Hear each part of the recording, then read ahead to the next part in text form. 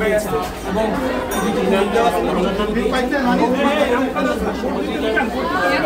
ভোটের পরিবেশ কি এটা কি নষ্ট হয়েছে বা আইন কতটুকু ভোটের বিধিমালা ব্যাঘাত ঘটছে?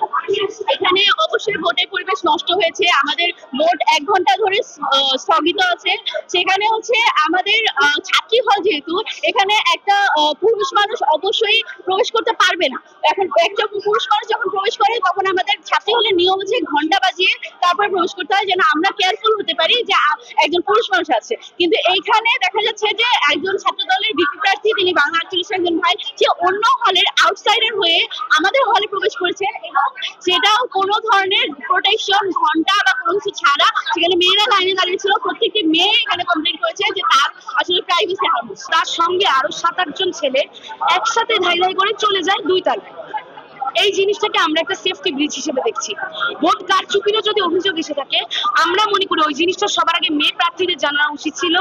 এইখানে যারা নিরাপত্তায় আছেন তাদেরকে জানানো উচিত ছিল, প্রক্টরকে জানানো উচিত ছিল। তারা 1 ঘন্টার মতো বা আধা ঘন্টার মতো মানে অভিযোগ পেয়েছে, ভোট গ্রহণ বন্ধ ছিল। সেই ভেতরে আমাদের সকল প্যানেলের ভোট পোলিং এজেন্টরা আছে, তারা কোনো অভিযোগ করলো না। তারা এসে হঠাৎ করে ঢুকে গিয়ে বললো তাদের কাছে অভিযোগ এসেছে।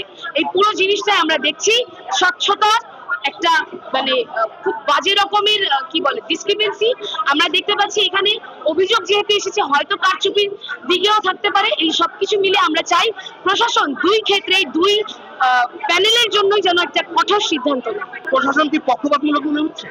আমার এখনো প্রশাসনকে পক্ষপাত মনে হচ্ছে না, কারণ তারা জানতে পারছে কিছুক্ষণ আগে। তার আগে যদি কোনো প্যানেল সিদ্ধান্ত নিয়ে নেয় নিজেরা জিনিসটা সলভ করতে যাবে, তাহলে তো সমস্যা।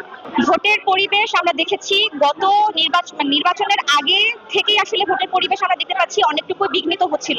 গতকাল 2 জন প্রার্থী তারা নির্বাচনে আচরণবিধি ভঙ্গ করে অনলাইনে প্রচারণা চালায় এবং সেই ব্যাপারে যখন কিনা অভিযোগ দেওয়া হয়, রিটার্নিং অফিসার এবং যারা সংশ্লিষ্ট স্টেক হোল্ডার্স ছিলেন তারা এই অভিযোগকে সম্পূর্ণ ডিনাই করে এবং অভিযোগপত্রটি গ্রহণ পর্যন্ত করেনি এবং ছাত্রীদেরকে সেখান থেকে ব্যক্তিগত আক্রমণের মাধ্যমে সেখান থেকে বের করে দেওয়া হয় এবং তখন থেকেই দেখা যাচ্ছে হলের নির্বাচনী পরিবেশ নিয়ে মেয়েরা শঙ্কিত। আজকে যখন সকালবেলা নির্বাচনের ভোট কেন্দ্রে প্রবেশ করছে মেয়েরা, তখন দেখা যাচ্ছে বিভিন্ন দলের সমর্থিত যে পুরুষ ভোটাররা রয়েছে এবং পুরুষ ভোটার যারা প্রার্থী তাদের সমর্থিত যারা রয়েছে তারা গিয়ে আসলে ভোট কেন্দ্রে প্রবেশ করছে এবং একটি নারী হলের ভোট কেন্দ্রে এটি কোনোভাবেই গ্রহণযোগ্য না এবং এটি সম্পূর্ণ নির্বাচনের নিয়মাধিকার বহির্ভূত একটি কাজ। এবং সেই জায়গা থেকে আমরা দেখেছি কোনো স্টেপ এখন পর্যন্ত তারা নিতে পারেননি। কিভাবে এতগুলো প্রাচীর ডিঙিয়ে হলের মেইন গেট, হলের কলাপসিবল গেট, এতগুলো প্রাচীর ডিঙিয়ে কিভাবে তারা আসলে হল কেন্দ্র পর্যন্ত গেল, এটার কোনো উত্তর আমরা আসলে এখন পর্যন্ত জানি না। এছাড়াও আমরা দেখি যে সকাল থেকে হলের রুমে রুমে লিফলেট বিতরণ করছে একটি গোষ্ঠীর মানুষ।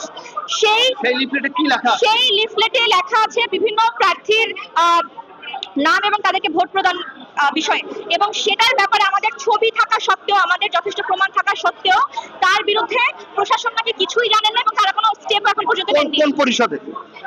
এটা বঙ্গমাতা হলের অর্থাৎ 15 নং হলের রুমে রুমে আজকে বিতরণ করা হয়েছে এবং কোনো পরিষদের না, এটা আমরা যতটুকু দেখেছি হল সংসদ নির্বাচনকে কেন্দ্র করে এই কাজটি করা হয়েছে। এখন প্রত্যাশা, যেই সমস্যাগুলো তৈরি হয়েছে এবং যেই ধোঁয়াশা তৈরি হয়েছে, অনেক শিক্ষার্থী আসলে মনে করছেন যে এই নির্বাচন কমিশন এবং এই রিটার্নিং অফিসার বলি কিংবা সংশ্লিষ্ট স্টেক হোল্ডার্স বলি, তাদেরকে আসলে তারা ভরসা করতে পারছেন এবং তাদের অধীনে তারা যে ভোট প্রদান করবেন, এই ভোটটি দিন শেষে কাউন্ট হবে কিনা বা গুরুত্ব রাখবে কিনা, এটি নিয়ে তারা আসলে শঙ্কিত। আমরা চাই নির্বাচনী পরিবেশ সুষ্ঠু না হওয়া পর্যন্ত ভোট স্থগিত রেখে আমরা পরবর্তীভাবে নির্বাচন যখন পরিবেশ ঠিক হয়ে যাবে, আমাদের সমস্ত শঙ্কাগুলো মুক্ত হবে,